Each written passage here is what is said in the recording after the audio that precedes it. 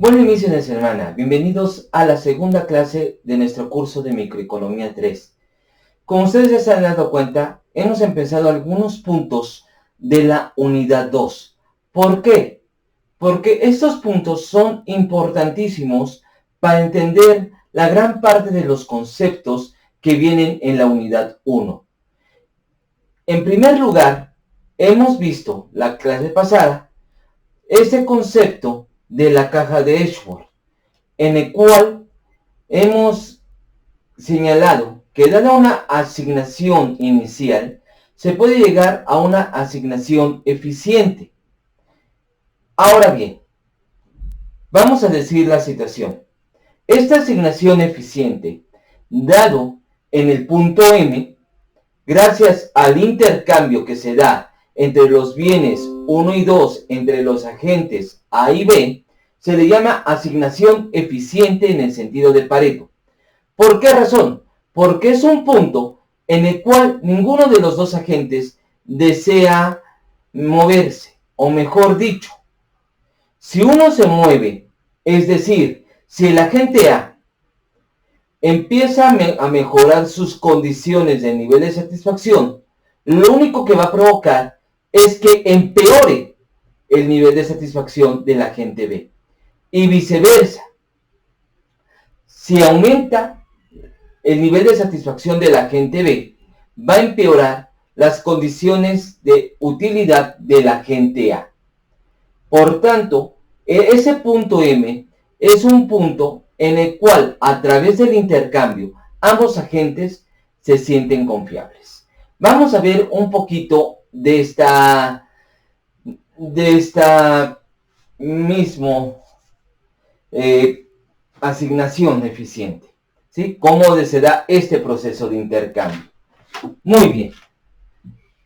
Vamos a entender lo siguiente. Disculpen, había puesto excedente de demanda, aunque el concepto correcto es exceso de demanda. Pero vamos a iniciar. Tenemos los puntos iniciales en el punto, aquí dentro de la caja de Edgeworth, que es lo que se asigna como W. W1A es la asignación inicial que tiene el agente A del bien 1, mientras W2A es la asignación inicial que tiene el agente A sobre el bien 2. Igual ocurre para el agente B sus asignaciones iniciales de los bienes 1 y 2. Obviamente el punto W, ya lo hemos señalado, no es un punto en que se maximiza el nivel de satisfacción que buscan ambos agentes. Probablemente pasarán miles curvas de indiferencia, pero ninguna de esas curvas de indiferencia nos está marcando el mayor nivel de satisfacción que tengan ambos agentes. En este caso, el agente A va a demandar una menor cantidad del bien 1 de lo que tenía en su asignación inicial y una cantidad mayor del bien 2 de lo que tenía inicialmente. Igualmente, el agente B, disculpen, voy a poner aquí su punto de origen del agente B, va a demandar una cantidad mayor del bien 1 de lo que inicialmente tenía y va a demandar una cantidad menor del bien 2 de lo que inicialmente tenía. ¿Sí?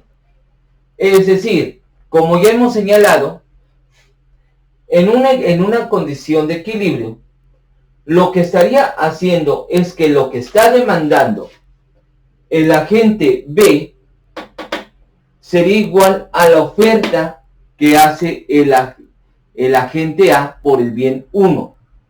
De igual forma, la demanda que tiene del bien 2 el agente A es igual a la oferta que hace el agente B por ese mismo bien.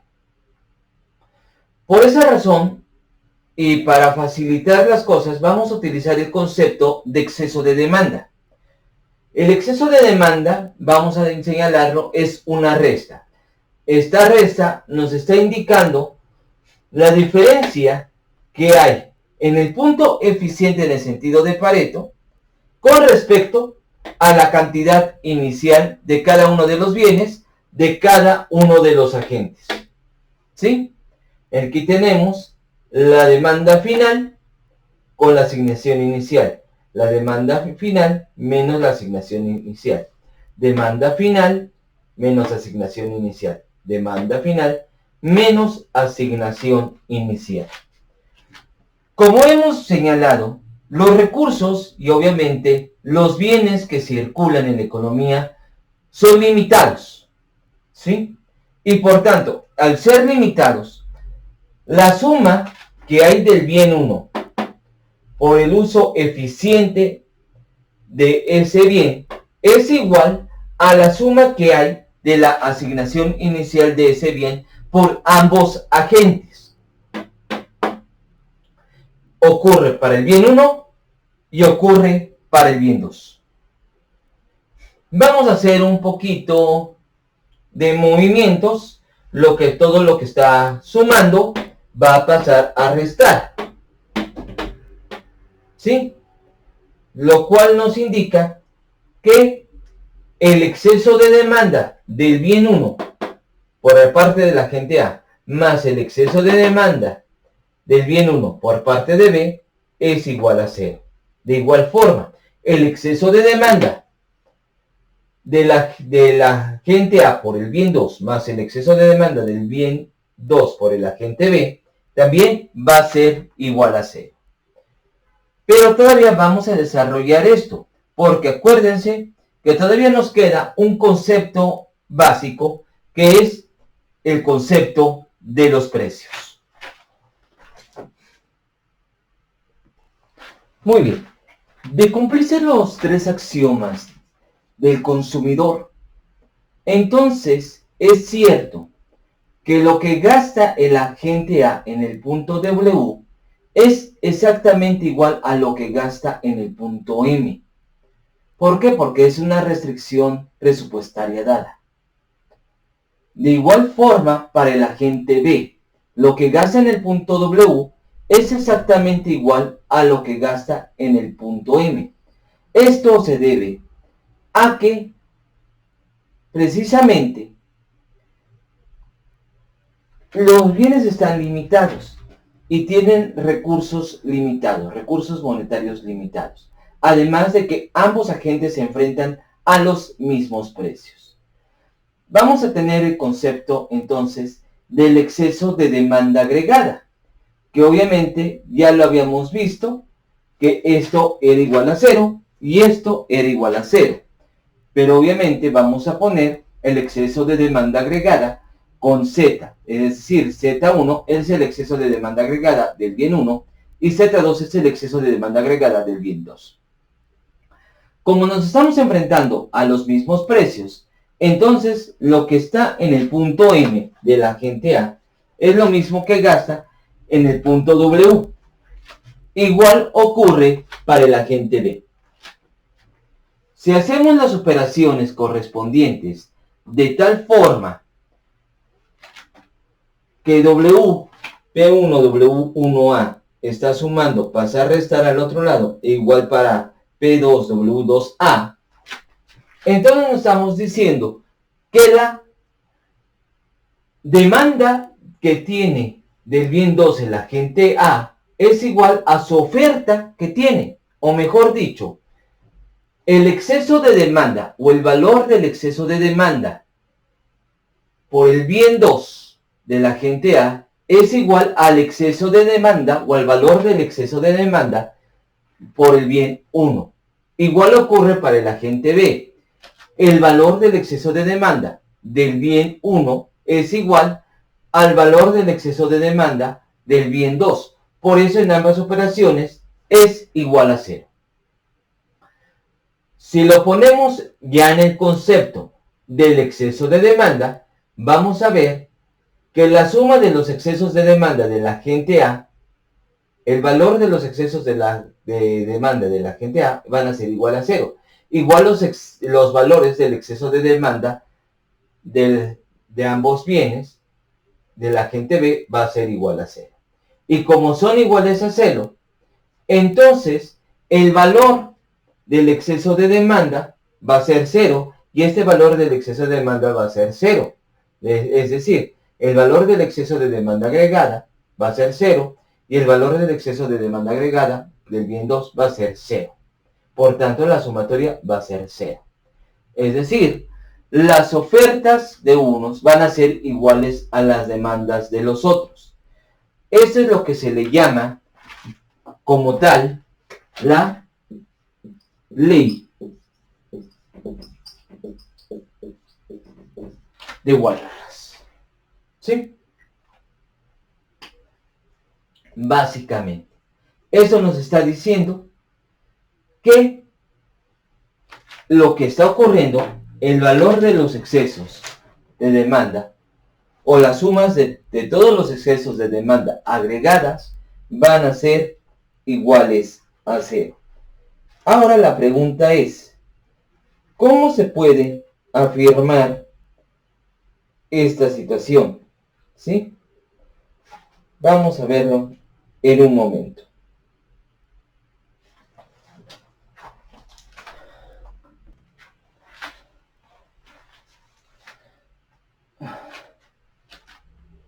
¿Por qué el equilibrio competitivo es eficiente en el sentido de Pareto? Vean nuestra caja de Edgeworth.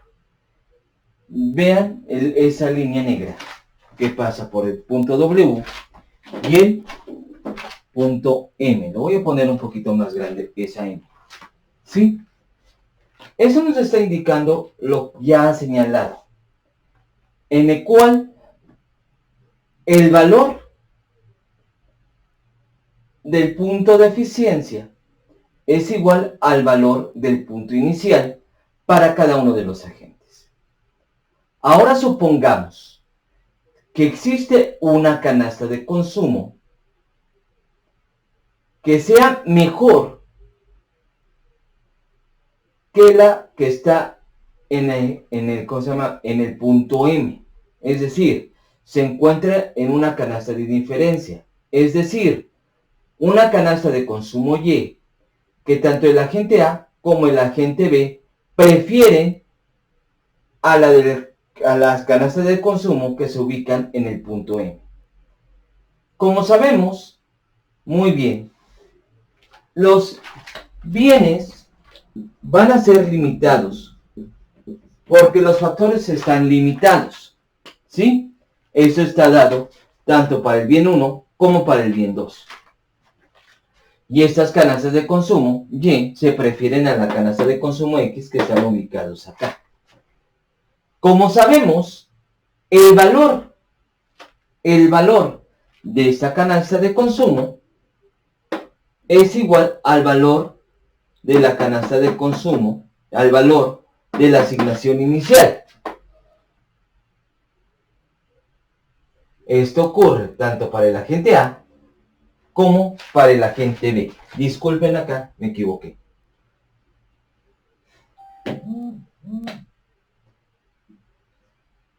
Esto nos está indicando que entonces, si sustituimos Y1 más Y2 por sus valores, tenemos una gran incongruencia.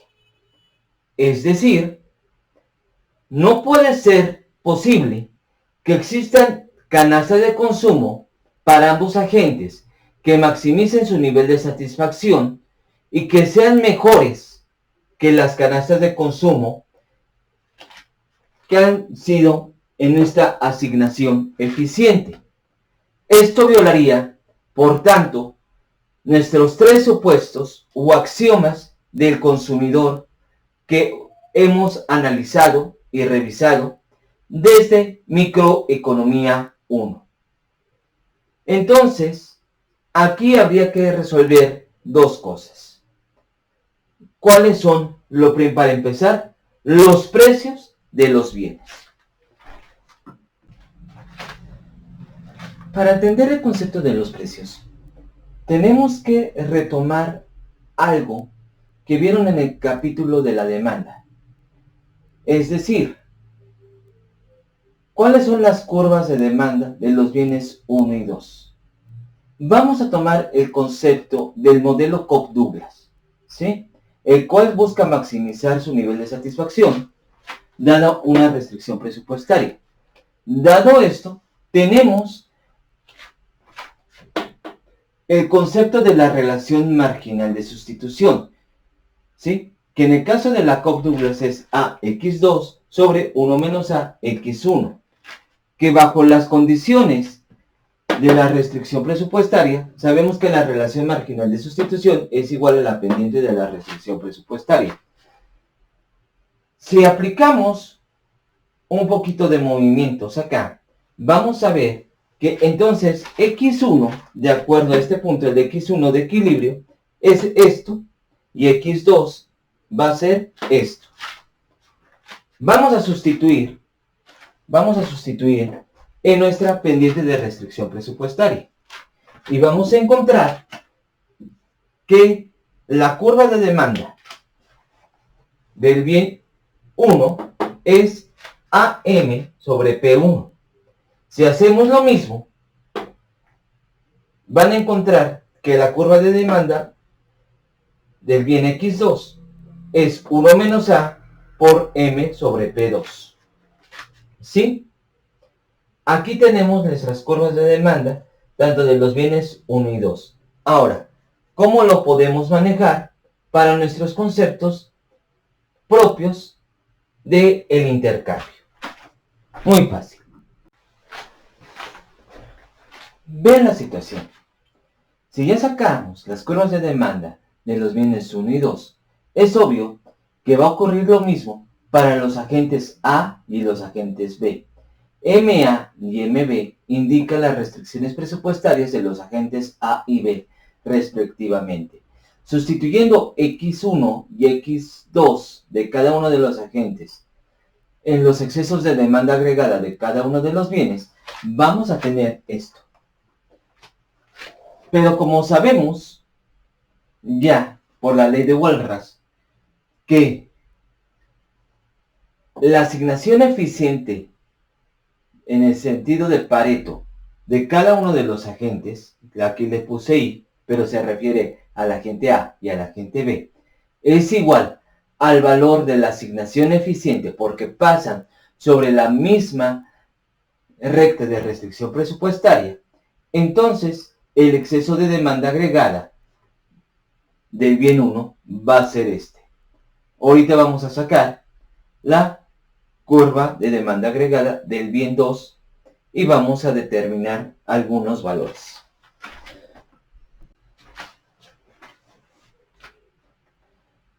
Este caso fue muy sencillo, ¿sí? Aquí se toma el valor. Voy a diferenciar, ¿sí? Se toma el valor de Z2 teniendo esta función del exceso de demanda agregada. Vamos a tomar como numerario igual a 1 al precio del bien 2 y vean que en ambas fórmulas desapareció el precio del bien 2. Modificando un poco, y ya lo hice con Z1 y con Z2, el precio de equilibrio, tomando que el precio del bien 2 es igual a 1, sería esto. A, que multiplica a las asignaciones iniciales de A y B del bien 2 por sobre 1 menos A por las asignaciones iniciales del bien 1 de ambos agentes. Una de las actividades que van a hacer es ¿qué hubiese pasado si aquí en esta fórmula, en lugar de hacer P2, el numerario hubiese sido el precio del bien 1, el numerario, es decir, igualarlo al precio del bien 1. Vean que hay una diferencia con lo que dice el libro del Varian. Varian, para el agente B, pone esto como B. Yo he decidido mantenerlo en A por una sencilla razón. Si estamos hablando de condiciones de intercambio y si estamos hablando de condiciones en las cuales ambos agentes tienen similitudes, entonces las preferencias que tienen ambos agentes son iguales. Por tanto, A y 1 menos A se quedan para ambos agentes. Por eso, tomando esto en consideración, ¿qué pasaría si el numerario del precio 1 fuera igual a 1? Entonces, ¿cuál sería el precio del bien 2? De todos modos, aquí se sacan un par de resultados que ahorita vamos a ver. ¿Cuáles son los resultados? Los resultados son el primer y el segundo teorema de bienestar. En ese sentido, vamos a decir que en este capítulo del intercambio, el equilibrio competitivo es eficiente en el sentido de Pareto. ¿Sí? Es decir, cualquier equilibrio competitivo, en este caso el punto M, va a ser eficiente en el sentido de Pareto. Todo equilibrio competitivo. Pero el segundo teorema puede ser un poquito más complicado, porque el segundo teorema nos indica cómo se logra ese equilibrio competitivo. Y el equilibrio competitivo se logra a través del intercambio en el mercado. Para que esto se cumpla, obviamente se tienen que cumplir dos condiciones. Que los precios a los que se enfrenten todos los agentes sean los mismos, ¿sí? Es decir, que el precio, por ejemplo, el precio del helado, sea igual para Juanito que para Anita, que para Susanita, que para Manolito, que para Pablito, que para el que sea. ¿Sí? Y dos, que las preferencias de los consumidores, y ese es un corolario matemático, que las preferencias de los consumidores sean convexas. ¿Sí? Para que eso se cumpla, que el equilibrio competitivo se logre a través del intercambio y sea eficiente en el sentido de Pareto al mismo tiempo, tiene que implicar que las preferencias sean convexas. Muy bien. Hasta aquí.